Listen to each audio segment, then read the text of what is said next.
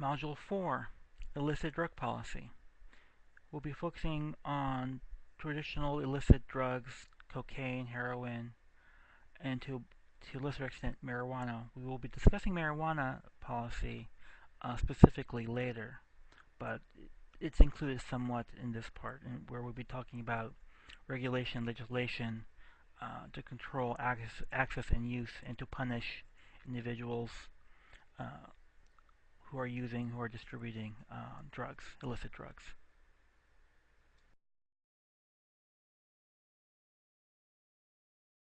Now, U.S. drug policy is focused on many different areas, whether it's health, law enforcement, even national and international elements. But the specific domains that we'll be discussing will be that of treatment, prevention, domestic law enforcement, interdiction, that is, the transport of substances over state lines, and also international work. So these are the domains in which U.S. policy is primarily focused around.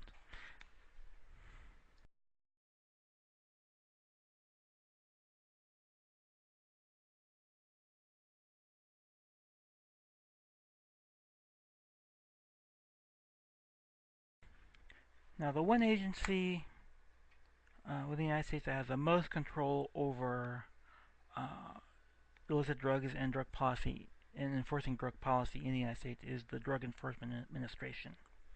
And it's through here that they enforce the laws regarding the control, uh, the regulation of criminal and civil justice systems around substance use or illicit drugs. And probably most importantly, that has most far-reaching effect is that it it has and creates and it oversees the drug schedule. That is, they identify the legality and the seriousness of drugs to be based up that policy needs to base itself upon. So any attempt to create legislation influencing illicit drugs takes this drug schedule into account.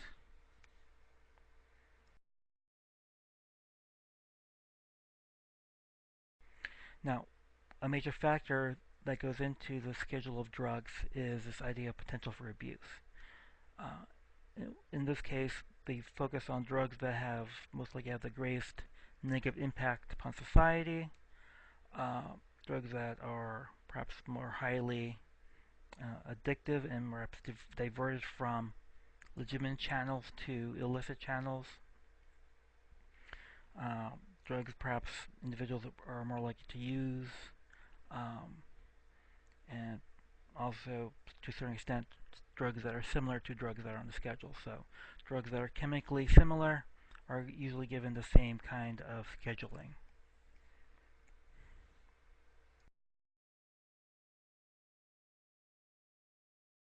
Now, Schedule 1 drugs are identified being uh, the drugs that are most harmful and most prone for abuse, and also, based on definition, have no accepted medical use and treatment. Now, and I think that factor is very controversial in that there are many researchers, many scientists that are looking at many Schedule 1 drugs and see potential use in medicine, but because of how it's scheduled, it creates a significant barrier for its continued examination um, of the role these drugs may have on various health issues. So some examples being heroin, uh, LSD, which is a hallucinogen, ecstasy, and marijuana. And we'll focus on the issues around marijuana later, but for right now, marijuana is considered a Schedule 1 drug, so it's seen as having a high potential for abuse and has no acceptable medical use in the United States.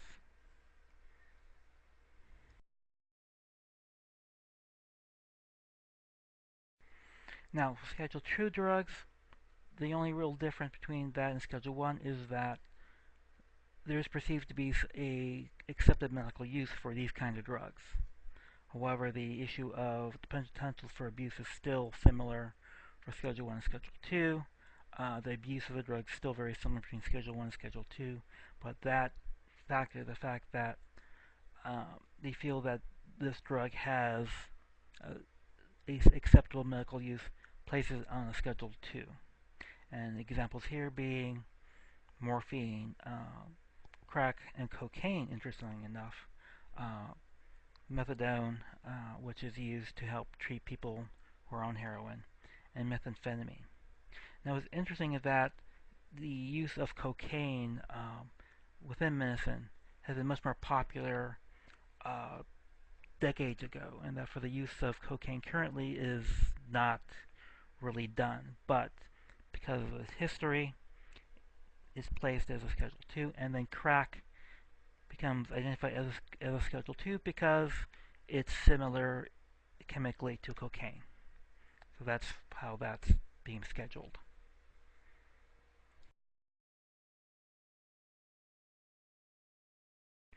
Then the other schedule, Schedule 3, 4, 5, um, again, the showing less potential for abuse. Uh, there's some medical use, and the perception that there's a low, moderate to low physical dependence or psychological dependence. And so here we'll start seeing more prescription drugs, the steroids, codeine, hydrocodone, Vicodin, for example, or a Schedule 3 drug.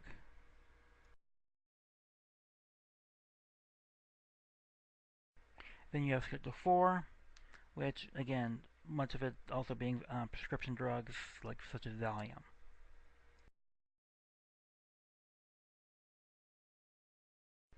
And then the final Schedule 5, again, the lowest level of a potential for abuse and so forth. Example being cough medicine with codeine.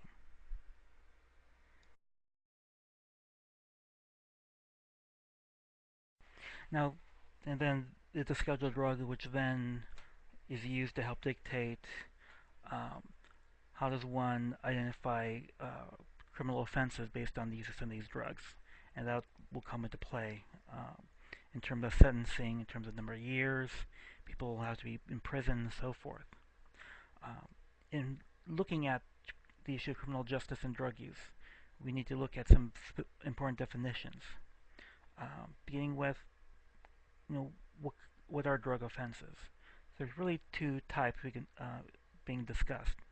What's referred to as drug-defined offenses, and these are offenses based on laws regarding possession of drugs, distribution, and manufacture of illicit drugs.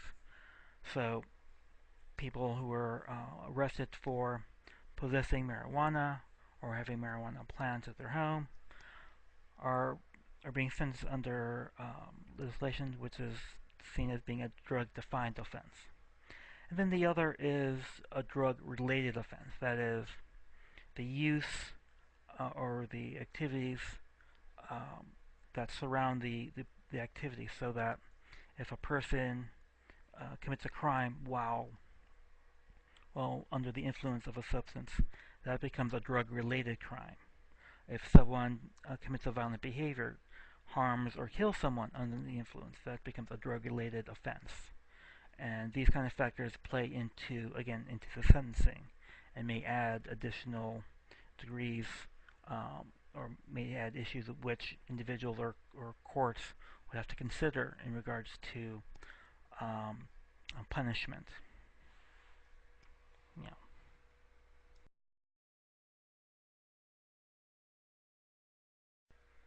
Now, a significant policy that's in place is the idea of federal mandatory minimum drug sentences.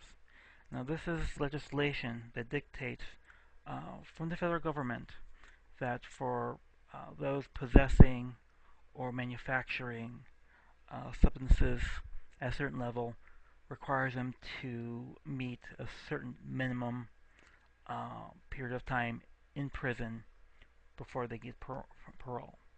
So looking at the second column where it says 5-year mandatory minimum without parole, right here, if individuals are caught and sentenced with 1 gram of LSD or 100 kilos of marijuana, so forth, they face at least 5-year minimum sentencing.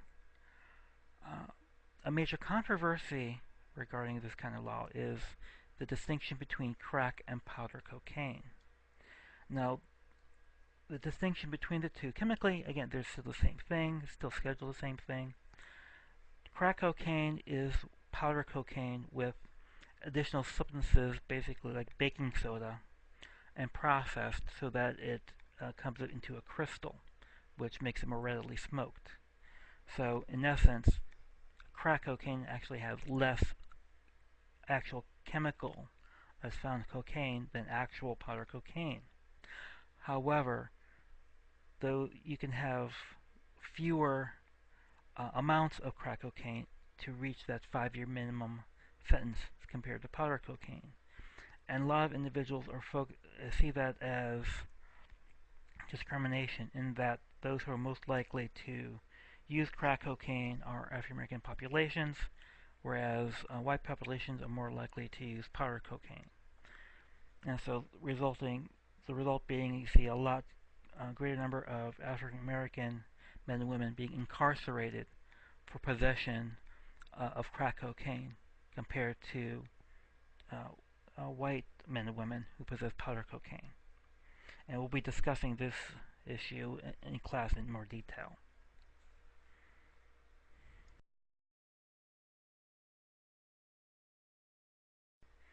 Now, legalization and decriminalization of drugs is probably the big issue in the United States, and both of which have different effects.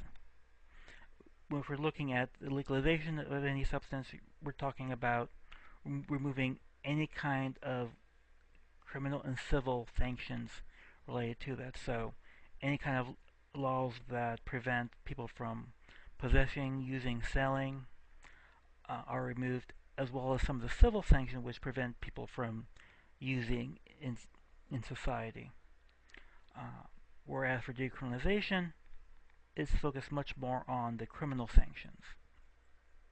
And so for the most part, you see much more people talking about the decriminalization of drugs as opposed to completely legalizing drugs. So with decriminalization, you're, again, removing the criminal sanctions so people can't be arrested for using, distributing, manufacturing of the substances, but there could remain a certain level of other kinds of sanctions or regulations. Example being seen with marijuana. That is, in Ohio, in Cleveland, the possession of less than 100 grams of marijuana is not a criminal offense, but is met with a $100 fine. So individuals who are caught with 100 grams can just experience a fine, but they don't enter the criminal justice system, as opposed to any other substance. And so the debate regarding legalization, decriminalization is just one way in which people are talking about changing U.S. drug policy, and the way in which other countries also deal with their illicit drug issues will also revolve around this issue as well. And we'll talk about some of the distinctions in class as well.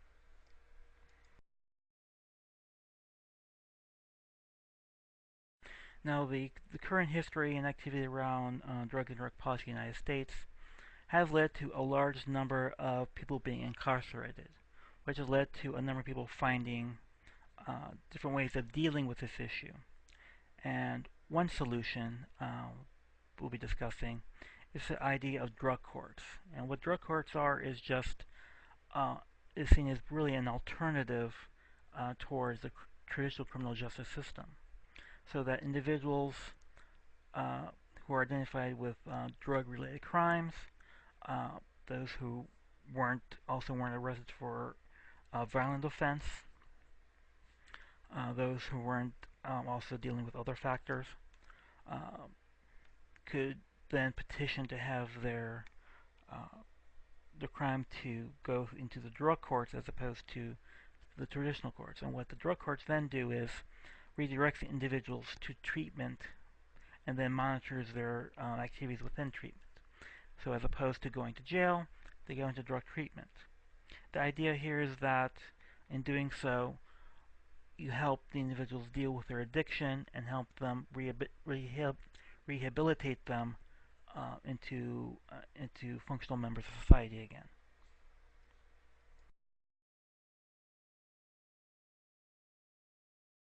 And so, under drug courts, individuals receive much scrutiny. That is, once under treatment, they have to meet with the drug court judge often. The drug court judge evaluates their activity within the treatment system. Are they doing what they need to do in their treatment? Are they doing what they need to do for their education, for work, their family? Are they currently still not using?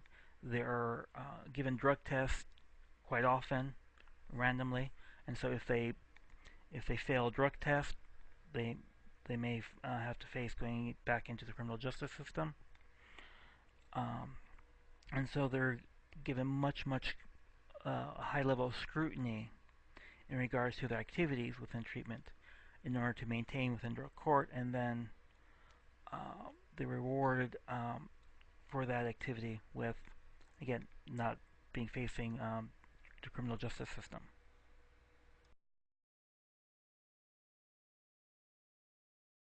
And there is evidence that the drug court system is effective.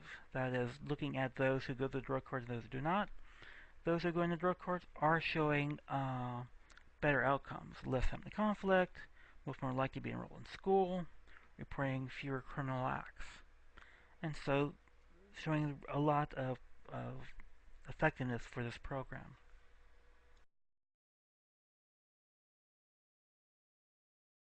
Now, in regards to the process, the one aspect that's significant for the drug court system is that the drug courts have a lot of influence and leverage over the participants. They have a lot of scrutiny over their activities. And so individuals know that if they don't do something, they will have to experience something else. So people know what's going to happen. Um, and interestingly enough, people who are going through the system are actually very positive about their experiences. That individuals find their experience with the judges, with the system, to be respectful, fair, so very positive.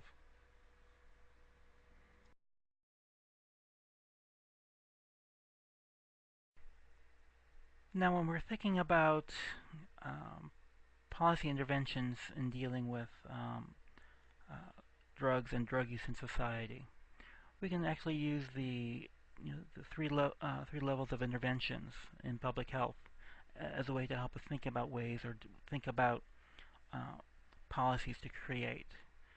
For example, we're looking at primary intervention. We want to find ways to prevent people from using drugs to begin with. And so from there we can look at policies that encourage drug education. Um, Perhaps even other aspects such as marijuana decriminalization could be a good example, so that by decriminalizing marijuana possession, they won't be less likely to be exposed to the criminal justice system. And we can also look at, in general, social and economic improvement as a way of dealing with, a way of preventing substance use. That by making people's neighborhoods um, better, reducing people's level of stress, providing greater economic achievement within areas, may decrease people's likelihood to use or to be involved in the drug industry. At the secondary level of intervention, where we try to perhaps limit the severity of substance use, we could look at policies around needle exchange to prevent the individuals from contracting HIV or hepatitis who are involved in a needle exchange. Over-the-counter naloxone could also be a strategy to prevent people from overdosing on opiates. And perhaps another example used in other countries is the idea of drug zones, or areas to that people are allowed to utilize their drug of choice without fear of arrest. And so they do so in a controlled environment, with clean needles many times, um, and under the watch of perhaps of health professionals, so that individuals could then who are utilizing drugs are less likely to do anything that to cause additional harm to their health, and will decrease their likelihood of again accessing or being placed in the criminal justice system, and places less stress and exposure on neighboring on the larger neighborhood or the larger city. And then for the tertiary interventions, looking at to try to provide additional policies to help people um, access and be involved in effective treatment activities. So these are just examples in which we could think about policies to change the U.S. drug system. And there are many others, and much of this we will discuss in class.